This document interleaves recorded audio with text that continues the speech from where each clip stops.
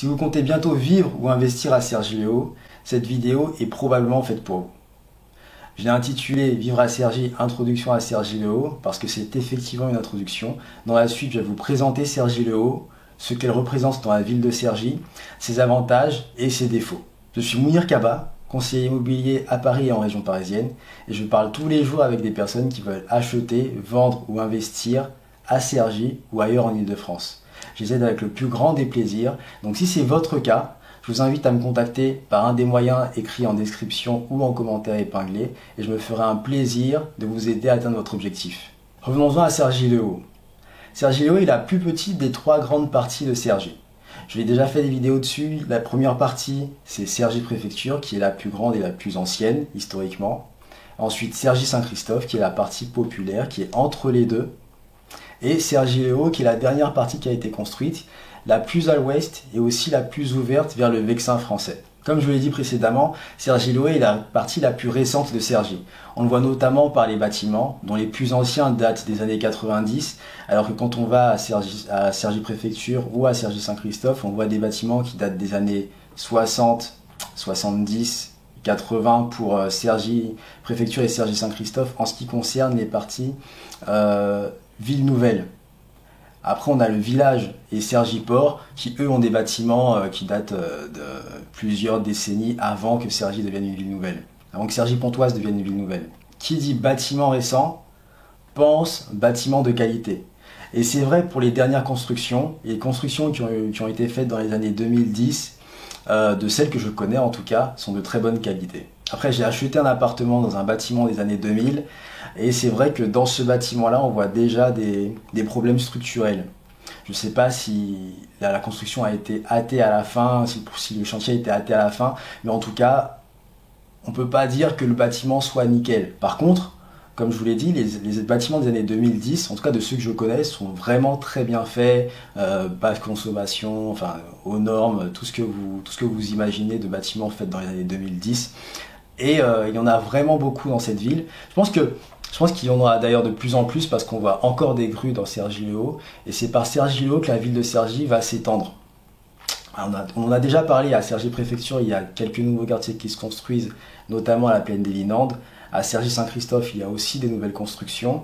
Mais aucun grand quartier n'a autant de potentiel de nouvelles constructions que Cergy-le-Haut. Malheureusement, contrairement à Cergy Préfecture et à un moindre niveau Cergy-Saint-Christophe, l'essor de Cergy-le-Haut ne se fait pas à partir de l'arrivée de grosses entreprises ou d'un bassin d'emploi particulier.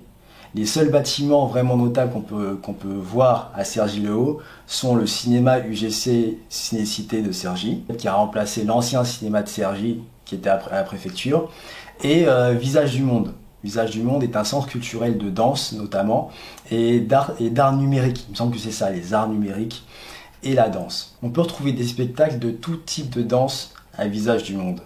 En ce qui concerne les commerces à Cergy-le-Haut, vous en avez beaucoup qui sont concentrés autour de la gare de Cergy-le-Haut. Si on considère que le cinéma est un commerce, le cinéma est d'ailleurs collé à la gare de Cergy-le-Haut. Mais vous avez aussi des restaurants, des boucheries, enfin beaucoup de commerces de proximité à côté de la gare de Cergy-le-Haut et de la gare des bus qui est elle aussi juste à côté de la gare, de la gare ferroviaire de Cergy-le-Haut. Ensuite, toujours dans les commerces, on a le seul marché ouvert le dimanche matin, c'est le marché de Cergy-le-Haut. Il a lieu au-dessus de la gare de Cergy-le-Haut, sur le parvis en face du cinéma UGC. Et moi, j'ai utilisé à quelques reprises parce que j'avais oublié d'acheter tel ou tel article au marché de Saint-Christophe le samedi. Et ça rend beaucoup de service de pouvoir se dire qu'on a non seulement le marché, mais aussi les boulangeries et pas mal de commerces de bouche qui sont ouverts le dimanche matin. C'est pas le cas dans toute la ville. Et c'est un attrait de plus pour Cergy-le-Haut. La gare de Cergy-le-Haut est le terminus du RER A branche ouest pour celle qui va vers Cergy. Mais c'est aussi le terminus de la ligne L qui va de Cergy-le-Haut à Paris-Saint-Lazare. Si cette vidéo vous plaît ou si vous apprenez des choses sur Cergy-le-Haut en la regardant, je vous invite à cliquer sur le pouce en dessous. Ça m'aidera beaucoup à propager cette information et aussi à savoir si vous voulez avoir plus de contenu comme ça.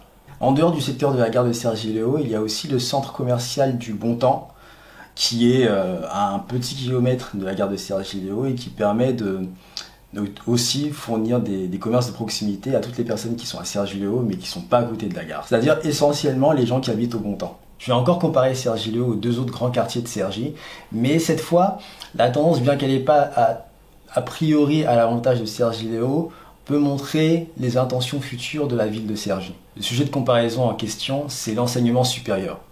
À Cergy-le-Haut, il n'y a pas d'université, il n'y a pas d'école, à ma connaissance en tout cas, il n'y a pas d'école d'ingénieur, il n'y a pas d'école de commerce. En revanche, bien que ce soit la partie la plus petite de Cergy, c'est la seule qui contient à la fois 2 collèges et un lycée. Les 2 collèges sont le collège du Moulin à Vent, qui est derrière la gare de Cergy-le-Haut, et le collège des explorateurs, qui est juste à côté du lycée Jules Verne.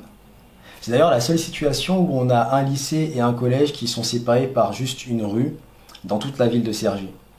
Et là où je dis qu'on peut voir une tendance, c'est que Cergy-le-Haut est la partie la plus petite, mais en tout cas, elle a déjà 2 collèges et un lycée. Ce qui veut dire qu'on se prépare à une augmentation de la population dans cette partie de la ville. Si on ajoute à ça le fait que beaucoup de bâtiments sont construits et qu'on a plus de potentiel de développement géographique vers l'ouest, on peut se dire que Cergy-le-Haut va certainement grossir et avoir un rôle de plus en plus important dans la ville de Cergy. Ajoutez à cela que c'est pour aider le développement de cette partie de la ville, ou peut-être parce que c'était la partie qui avait le plus de place, une mosquée, la grande mosquée de Cergy, a été construite à Cergy-le-Haut. Si vous voulez avoir plus d'informations sur la ville de Cergy, ces vidéos vous aideront. Et d'ici la prochaine vidéo, je vous souhaite une très bonne journée et je vous dis à bientôt.